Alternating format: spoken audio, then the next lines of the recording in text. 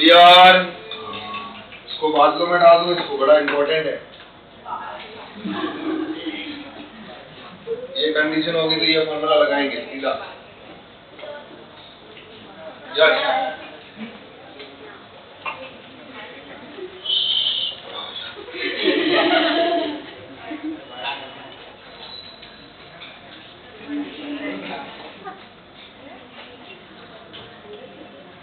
बरोबर चलेगा अभी? अगर ये नहीं देख पा रहे हैं तो हमारे चश्मे के नंबर बढ़ गए हैं।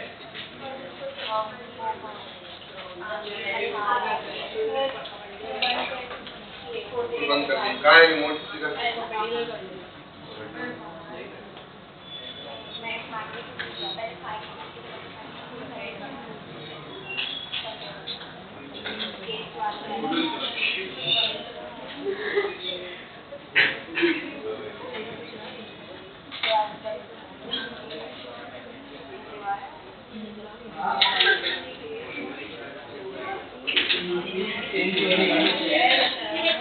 बात नहीं करनी है।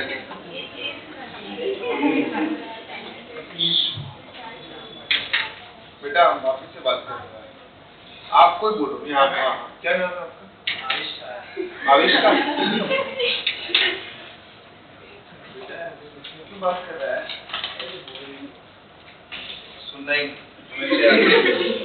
ना, बुलाती है मगर सुनने का।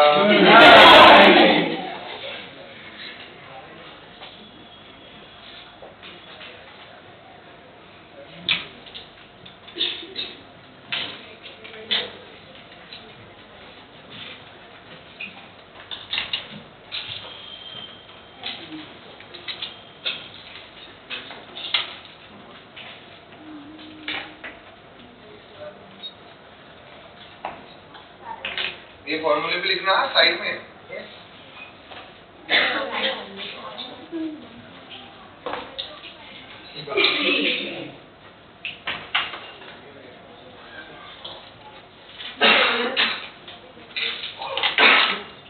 हो जाएगा 3 मिनट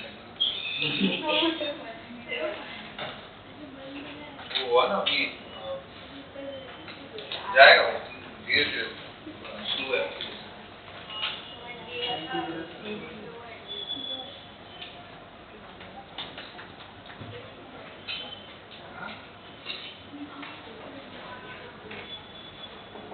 ये याद रखना, cos θ/2 नहीं है, cos का एंगल कितना है? ये cos θ/2 नहीं, cos का एंगल θ/2 है।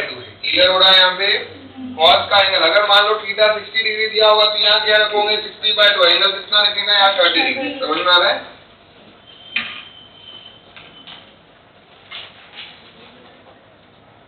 चलिए जी, बढ़े आगे? अरे नहीं, बढ़े आगे?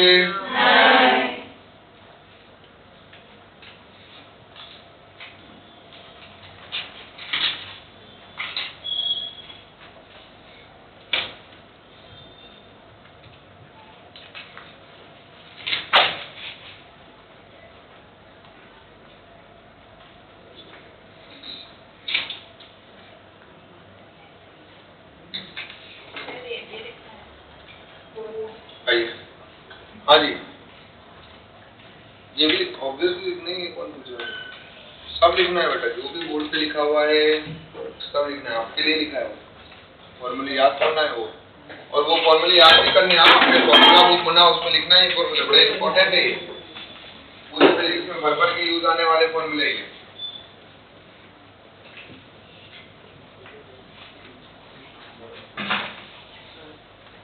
हाँ जी, कौन बुला रहे हैं?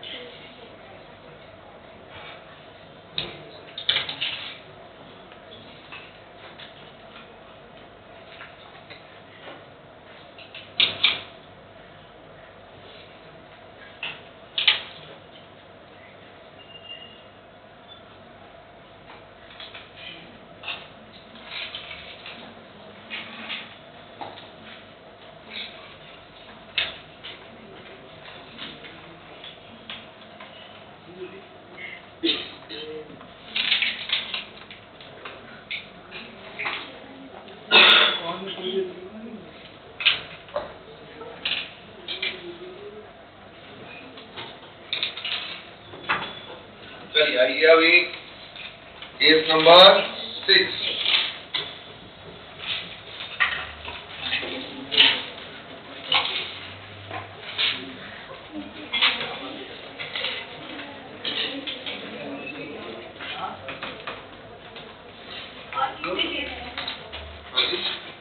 जितने मेरे मन करेंगे, कोई काउंट नहीं है। केस नंबर 6, केस नंबर 6 क्या है? देखो ये दिख रहा है आप लोगों को, आर वेक्टर। हमने एक फॉर्मूला बनाया है ना, if a equal to b हो, ए का मैग्नीट्यूड किसके इक्वल? बी के इक्वल। किसके इक्वल? और उनके बीच में एंगल जो है थीटा जो है वो कितना है? 120 डिग्री। कितना है? 120 डिग्री। ए इक्वल टू क्या दिया हुआ है? बी, एंड एंगल क्या है? Theta 120 degree. तो उस केस में बताओ रिजल्टेंट क्या होगा? तो हमने रिजल्टेंट भी ए और बी के इक्वल होगा। किसके इक्वल होगा? ए और बी के इक्वल। अब आपके मन में डाउट आएगा कैसे तो करेंगे प्रूफ। इसको डाल देना है पिंक बादलों में, पिंक आएगा। ये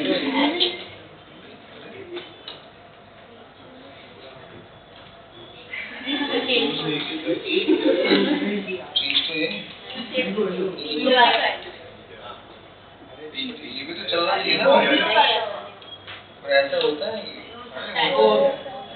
अभी तो हो जाएगा, ये दोनों ही।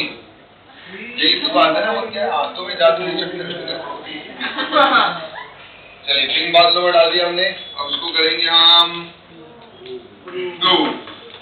हमारा फॉर्मूला क्या था? जब ए और बी इक्वल हो जाए, तो अभी हमने वो फॉर्मूला डिराइव किया, उसी से कर ले क्या? 2a cos theta by 2। ठीक है, तो वहां से हमारे को क्या मिलेगा? देखो r equal to 2a cos theta का वैल्यू શું છે? 120 છે। શું છે? 120 बाय वे कितना होगा? 60। r equal to 2a cos 60।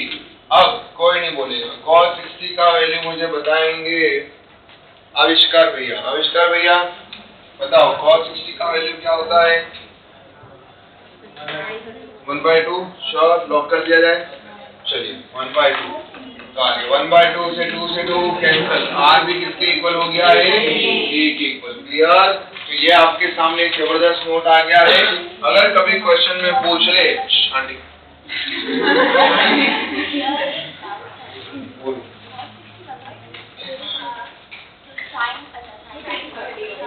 चले अगर कभी क्वेश्चन पूछे if r equal to a equal to b then theta कितना होगा? तो आंसर कितना?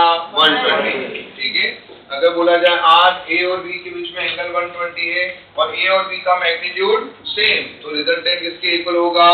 a और b के मैग्नीट्यूड के इक्वल। कोई कंफ्यूजन इसके अंदर? चलिए आइए केस नंबर 7। ये लिखिए ना केस 6।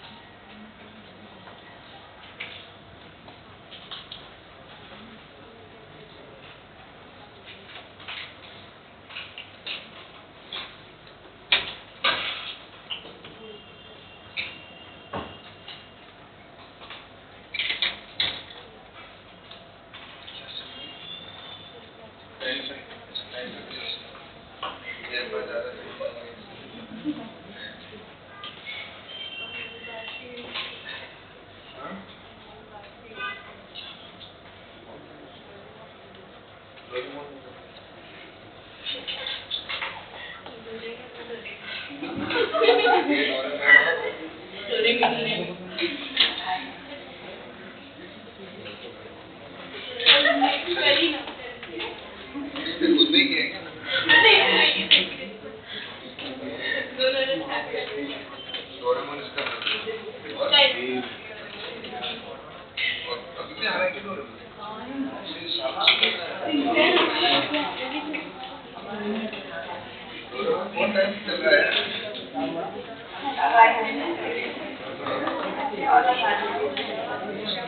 चलिए डोरेमोन भी हमको मैं चलिए जा रहा है। चलिए क्लास गांधी जी ने क्या बोला है? क्लास में मस्ती, मारना पीटना नहीं। क्लास के बाद गांधी जी ने क्लास के अंदर ही बोला है, क्लास के बाहर कर सकते। अब चलिए केस नंबर 7, केस 7 सूचे देखते हैं। इसको गुजराती कुछ गुजराती लैंग्वेज जिनको नहीं आती है कुछ नहीं करना, हर सेंटेंस के पीछे क्या लगा ये लगा तो हर के पीछे गुजराती। अभी केस 7 करना है या केस 7 है तो केस 7 6 क्या हो रहा है इसके अंदर? केस अब अगर हमारे यहाँ पर क्या दिया हुआ हो अभी आगे बोले तो हर में पेजे अब वो भी कभी कभी कंफ्यूजन हो जाता है। जैसे केस 6 तो केस 6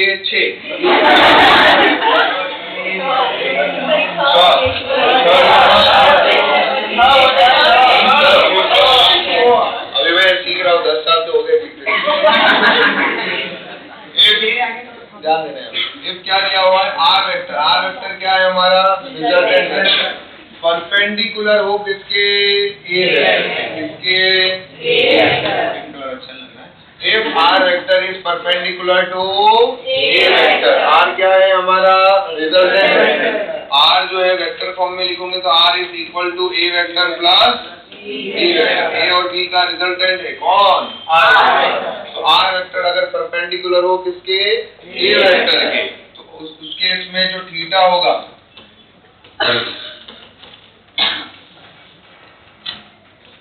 cos थीटा, उसमें थीटा क्या है हमारा यहाँ पे? Angle between a vector and b vector.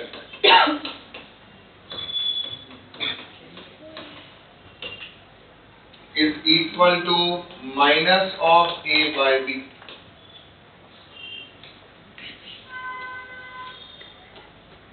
is equal to minus of a by b। अब आपके मन में वापस से डाउट आएगा कैसे है ना, तो इसको हम क्या करेंगे? वापस से प्रूव। क्या करेंगे? प्रूव। तो अगर cos थीटा जो है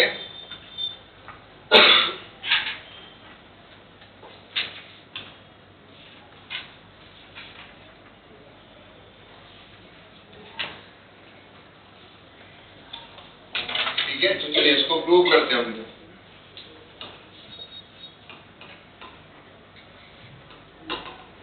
अब इस तरह से डायग्राम से भी प्रूव कर सकते हो। ये रहा ए वेक्टर, ठीक है, बहुत बुला रहे। ये रहा ए वेक्टर और दूसरा क्या है हमारे पास में? ए और बी दोनों किसमें होने चाहिए? सेम ऑर्डर में, है ना। और ये रहा रिजल्टेंट वेक्टर जो ए वेक्टर के क्या है? परपेंडिकुलर। तो ये क्या हो गया हमारा? B vector. कोई कंफ्यूजन इसके अंदर? यहाँ तक दिख गया हम लोगों को। और हमें निकालना है ए और बी के बीच का एंगल। किसके बीच का एंगल? तो ए और बी के बीच का एंगल आप कैसे निकाल पाओगे? टेल से टेल मिलाना पड़ेगा यार, लेकिन यहाँ तो हेड से टेल मिल रहा है, तो एंगल क्या होगा? ये रहा एंगल थीटा। ये किसके बीच का एंगल है? ए और बी के बीच का एंगल है। किसके बीच का एंगल है? अगर ये थीटा है तो ये कितना होगा? 180 माइनस थीटा। क्लियर हो गया है? तो इस ट्राइंगल को अगर मैं ध्यान से देखो तो ये है हमारा बी, ये है ए, ये है उसका मैग्नीट्यूड आर, ये राइट एंगल ट्राइंगल बन रहा है and this is 180 minus theta. Clear हो गया यहाँ पे? तो आपको ट्राइंगल तो पढ़ लिया आप लोगों ने। cos थीटा sin थीटा का फॉर्मूला पता है? क्या होता है cos थीटा? यहाँ पर एक काम करते हैं, 180 माइनस थीटा को, ये cos एंगल कितना है? 180 minus theta equal to cos theta क्या होता है? बेस अपॉन बेस क्या है यहाँ पे बताओ? a। हाइपोटेनियस क्या है यहाँ बताओ? b। तो cos 180 minus theta equal to कितना आ रहा है, a बाय b। और हमें एक और चीज पता है, वापिस से फ्री में ट्रिको का ज्ञान दे देता हूँ। cos 180 माइनस थीटा को हम क्या लिख सकते हैं, माइनस cos 180 माइनस थीटा को हम लिख सकते हैं माइनस कॉस थीटा। क्या लिखेंगे इसको हम, माइनस कॉस थीटा। क्या लिखेंगे हम, माइनस कॉस। ठीक है, तो यहाँ पर हमारे को क्या मिल रहा है, कॉस 180 माइनस थीटा लिखा हुआ है। तो इसको मैं लिखूंगा अभी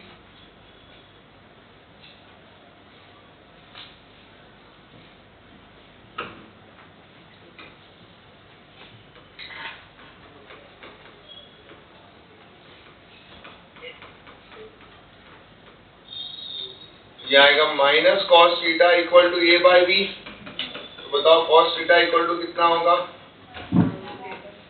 minus a by b. Clear हो गया यहाँ पे, क्लियर। अब याद रखो ये फॉर्मूला हमारे को, ये शॉर्टकट जो है बड़े काम आने वाले हैं। अभी देखो न्यूमेरिकल में आप कैसे शॉर्टकट लगाओगे, सारे अगर शॉर्टकट ध्यान में रहे तो, सारे केस ध्यान में रहे तो। अब जब भी रिजल्टेंट वेक्टर किसी भी एक वेक्टर के क्या हो, परपेंडिकुलर हो, तो cos थीटा इक्वल टू क्या होगा, माइनस ए बाई बी। अगर रिजल्टेंट वेक्टर बी वेक्टर के परपेंडिकुलर हो, किसके, तो क्या होगा बताओ, माइनस बी बाई बी। समझ में आ गया, ए के परपेंडिकुलर है तो माइनस, बी के परपेंडिकुलर है तो माइनस। कोई कंफ्यूजन, लिख दीजिए फटाफट, टेंशन मत लो, सारे केस रिलेट होना स्टार्ट हो जाएंगे जैसे हम न्यूमेरिकल करेंगे। अभी केस को सीधा लर्न करना है, दिल में हमें इसको बता लेना है।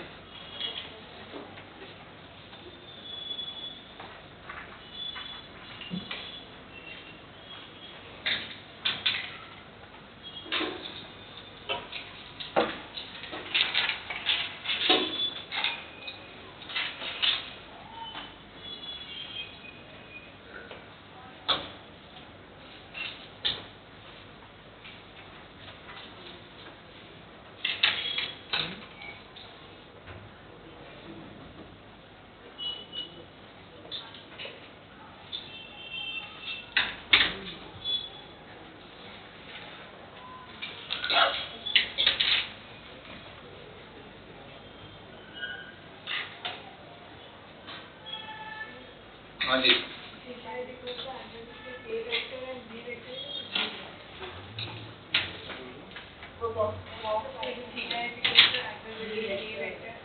बी वेक्टर है, बी वेक्टर ऊपर एरो लेके।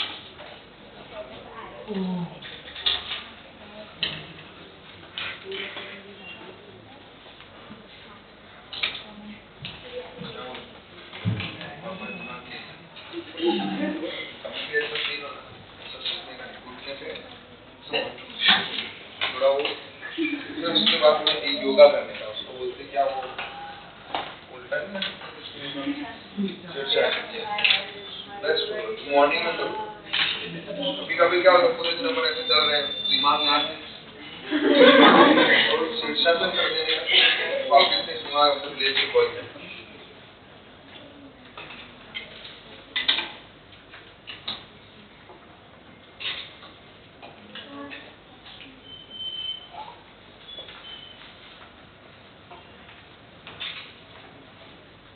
भैया जी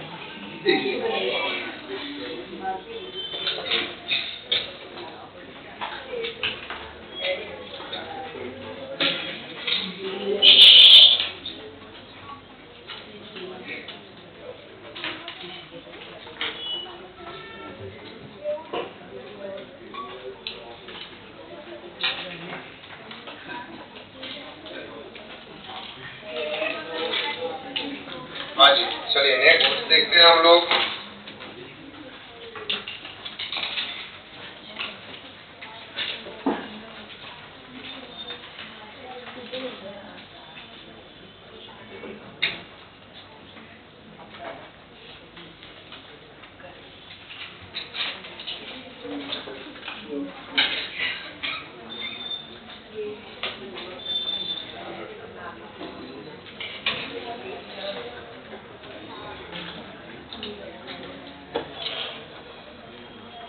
अगला जो हमारा है cos थीटा का वैल्यू कितना है हमारे पास, -a/b, ये जो हमें मिल गया। अब जो हमारा नेक्स्ट है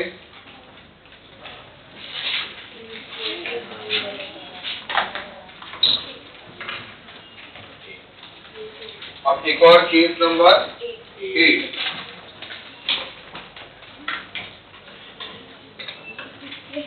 अब कुछ हम वेक्टर की प्रॉपर्टी लिखते हैं, उससे पहले एक और चीज समझते हैं। हमने आर मैक्स निकाला, हमने आर मिनिमम निकाला, तो रेंज क्या होगी, मतलब range of resultant vector, range of कि भाई इससे ज्यादा रिजल्टेंट वेक्टर का मैग्नीट्यूड नहीं हो सकता, उससे कम नहीं हो सकता।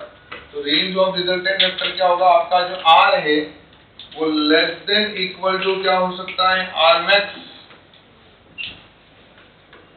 और आर मिनिमम से क्या होगा, ग्रेटर देन इक्वल टू। कोई दिक्कत नहीं।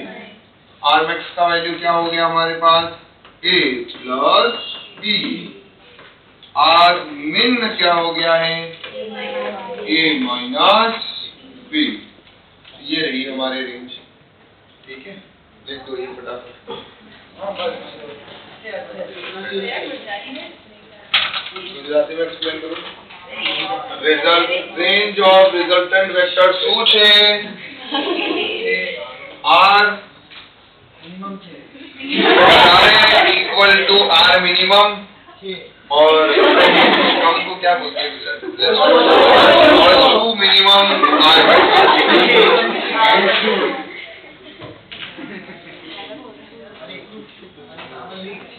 तो r मिनिमम से વધારે या इक्वल टू, और r मैक्सिमम से ओछું इक्वल टू।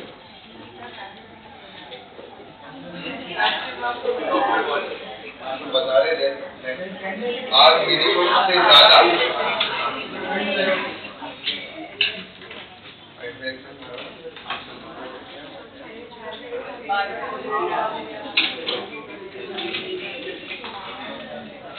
भैया हो बात नहीं, आपके आप भैया सुनो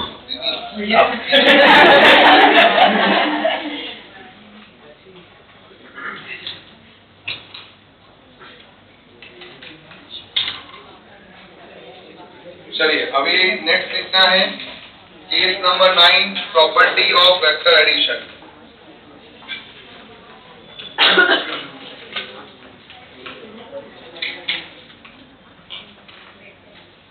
प्रॉपर्टी ऑफ वेक्टर एडिशन।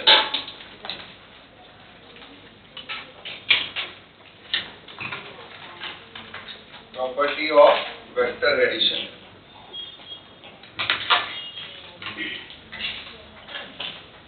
तो देखो vector addition is commutative.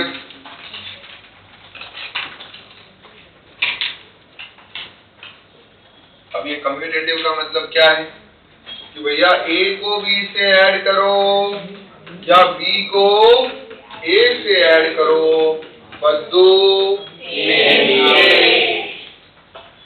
a को b से ऐड करो या फिर b को a से ऐड करो, दोनों क्या है हमारे सेम, दोनों में आंसर क्या आएगा सेम। इसका मतलब वेक्टर एडिशन क्या है, कम्यूटेटिव। कौन सा vector addition is commutative. Sir doubt ये है कम्यूटेटिव का स्पेलिंग क्या है, कुछ सीखना चाहिए कम्यूटेटिव। अपन इंग्लिश नहीं पढ़ रहे, अपन क्या पढ़ रहे हैं,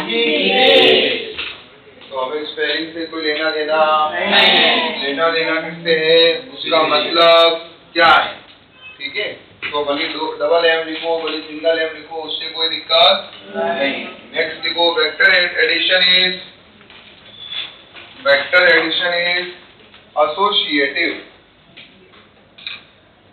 ये आपने ये सारे वर्ड है ना पहले पढ़े हुए हैं। कहाँ पढ़े बताओ? मैथ्स में। क्या होता है एसोसिएटिव का मतलब? ए वेक्टर प्लस बी वेक्टर, ये दिया हुआ है, इसको हम क्या डाल देते हैं ब्रैकेट में, प्लस क्या कर दिया हमने सी वेक्टर। मतलब आप ए प्लस बी को ऐड करते हो, उसमें फिर क्या ऐड करते हो बेटा, इधर ध्यान दे दे। ए प्लस बी को क्या करते हैं हम ऐड, उसके बाद उसमें हम क्या करते हैं एक और वेक्टर सी को हम ऐड करते हैं।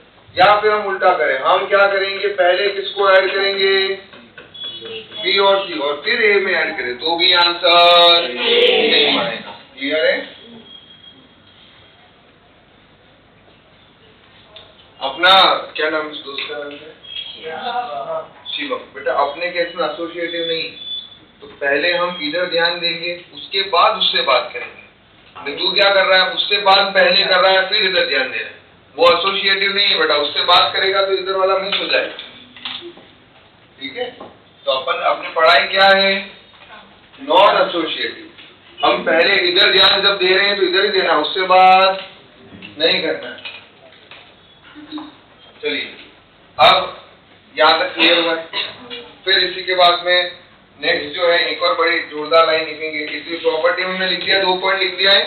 अब उसी में एक काम करो, नया केस बना, या उसमें चलने देते हैं। नेक्स्ट केस बना दो, केस नंबर 10।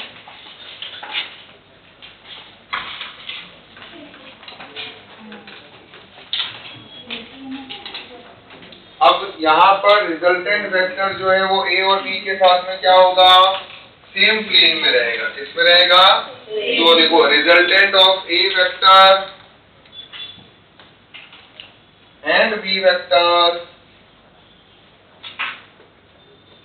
रिजल्टेंट का मतलब समझ में आ रहा है ना, ए और बी को हम जब ऐड करते हैं तो हमें क्या मिलता है resultant vector, are situated in a common plane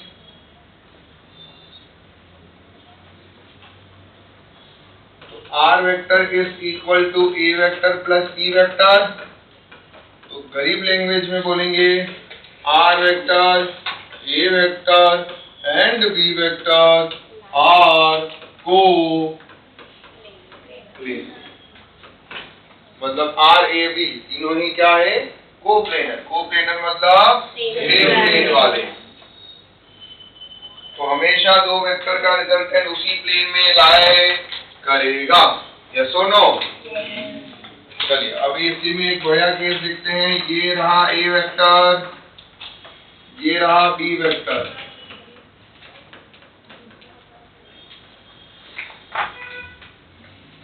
ठीक है?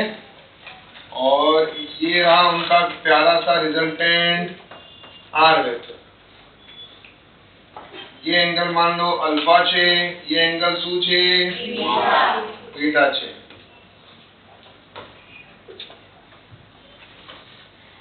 ठीक है? अल्फा बीटा पता है ना, अल्फा है रिजल्टेंट वेक्टर किसके साथ एंगल बना रहा है ए वेक्टर के साथ। इस क्लास में कोई ऐसा बच्चा तो नहीं है जो पहली बार बैठा है? सब पहले लेक्चर बैठे हुए हैं ना? मतलब आपको बात है वीडियो देख लिया? Very good. ये तो अभी कोई भी नया है उसको बोलो भाई पहले तो वीडियो देख के तो समझेगा। ए वेक्टर और बी वेक्टर दिए हुए हैं। तो अब यहाँ पर एक चीज बड़े ध्यान से देखना, अल्फा क्या हो गया रिजल्टेंट एंगल बना रहा है किसके साथ? रिजल्टेंट एंगल बना रहा है किसके साथ? ए के साथ। कौन सा एंगल है? बीटा। अब बड़े ध्यान से देखना, ए वेक्टर नानू छे बी वेक्टर से। ठीक है?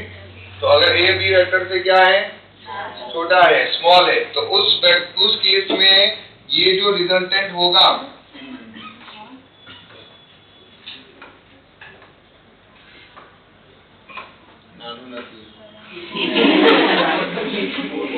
मोटू छे, ए वेक्टर मोटू छे बी वेक्टर से, तो उस केस में रिजल्टेंट किसकी तरफ टिल्टेड रहेगा? ग्रेटर वेक्टर की तरफ। किसकी तरफ टिल्टेड रहेगा? सिंपल सी बात है, आप दो वेक्टर का रिजल्टेंट निकाल रहे हो तो जो बड़ा वेक्टर होगा उसकी तरफ टिल्टेड रहेगा कौन, हमारा रिजल्टेंट। तो हम यहाँ पर बोल सकते हैं then alpha angle should be क्या होगा, लेस देन बीटा एंगल। तो यहाँ गरीब लैंग्वेज में लिखेंगे resultant vector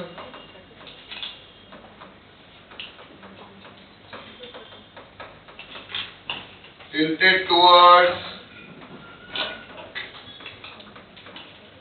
larger vector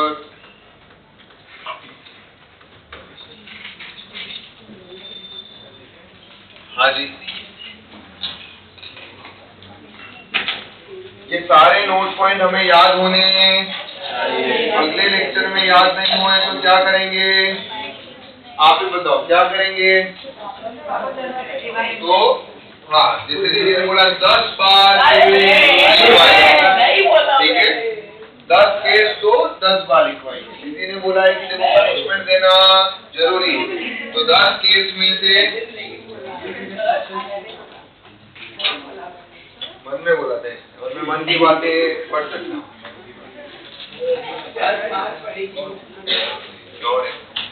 cut करते रहोगे मारवाड़ का पानी नहीं, मारवाड़ में तो पानी नहीं है। शू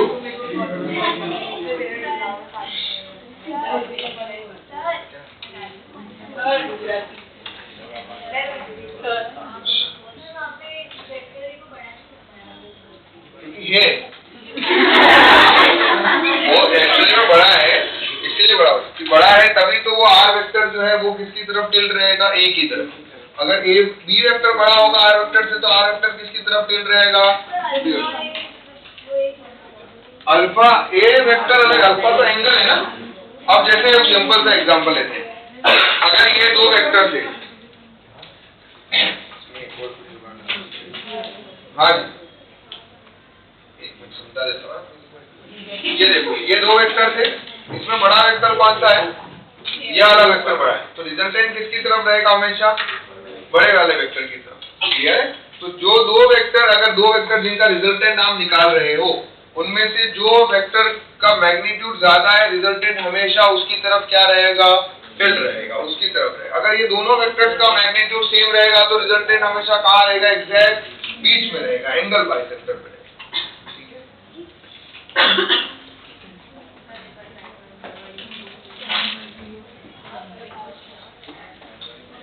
बहुत कम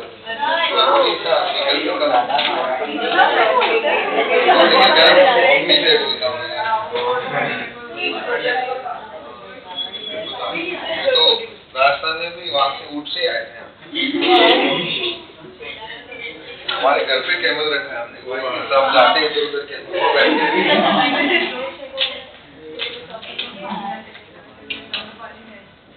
वो मिस है ना, बहुत डुबा के मारना उसका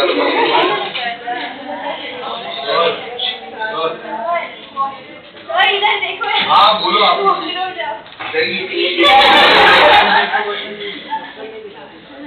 बेचारी कब से मेरे को लग रहा है वॉशरूम के लिए पूछ रही है और ध्यान नहीं दिया।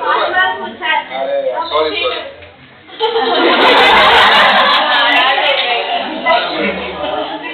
चलिए, उसने एक बार आवाज तो दिया ही नहीं, वो ऐसे ऐसे मन में बुला रहे हो। अच्छा वो मैंने बोला मन की आवाज। चलिए अब नेक्स्ट हम कर हिंदी में देखते हैं। अब यहीं पर एक और नोट लगा के लिखते थे जो पता पड़ता है, इधर जाते हैं। If a vector is equal to क्या है, बी वेक्टर। ए वेक्टर किसके इक्वल है, ए वेक्टर का मैग्नीट्यूड किसके इक्वल, बी वेक्टर के इक्वल। जब ए वेक्टर का मैग्नीट्यूड बी के इक्वल हो, इक्वल नहीं मैग्नीट्यूड है,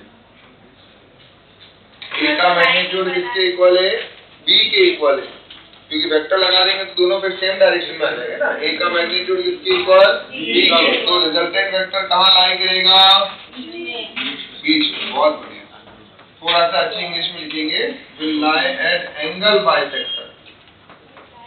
तो कैसा लिखेंगे, रिजल्टेंट वेक्टर बीच में, तो बड़ा resultant vector lie at angle bisector. गरीब लोग लिख सकते हैं रिजल्टेंट एट बीच में।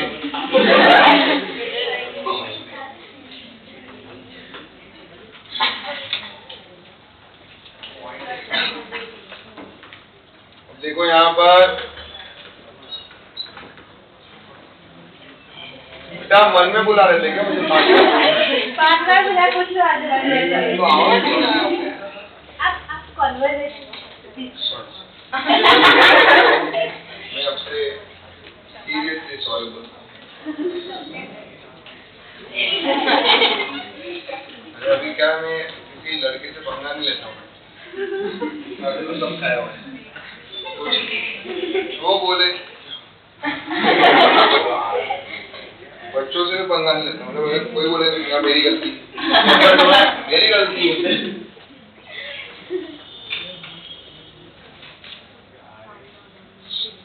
एक बच्चे को मैंने बोल दिया कि भाई वो बात कर रहे थे, बेटा बात नहीं करनी, तेज आवाज चल रही, बात खड़ा कर दूंगा, पुड़ दूंगा।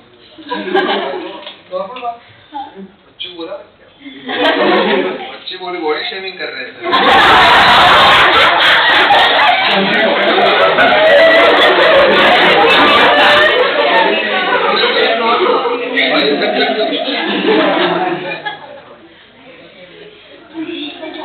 तो आप में से किसी को बुरा लगे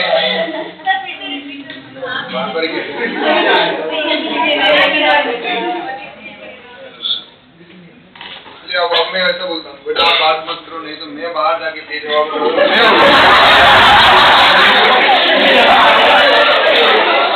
आप पढ़ाई करो, आप नहीं पढ़ाई करोगे तो मैं चुल्लू को पढ़ाई चले हो गया। लिखिए अभी नेक्स्ट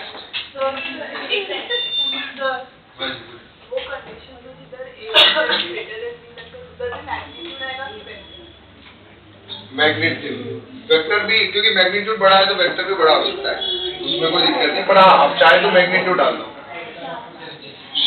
वेक्टर उस केस में आप वेक्टर फॉर्म में रखोगे तो भी चल जाए। इक्वल वेक्टर में प्रॉब्लम क्या होता है कि मैग्नीट्यूड भी इक्वल हो रहा है और डायरेक्शन भी इक्वल हो रहा है।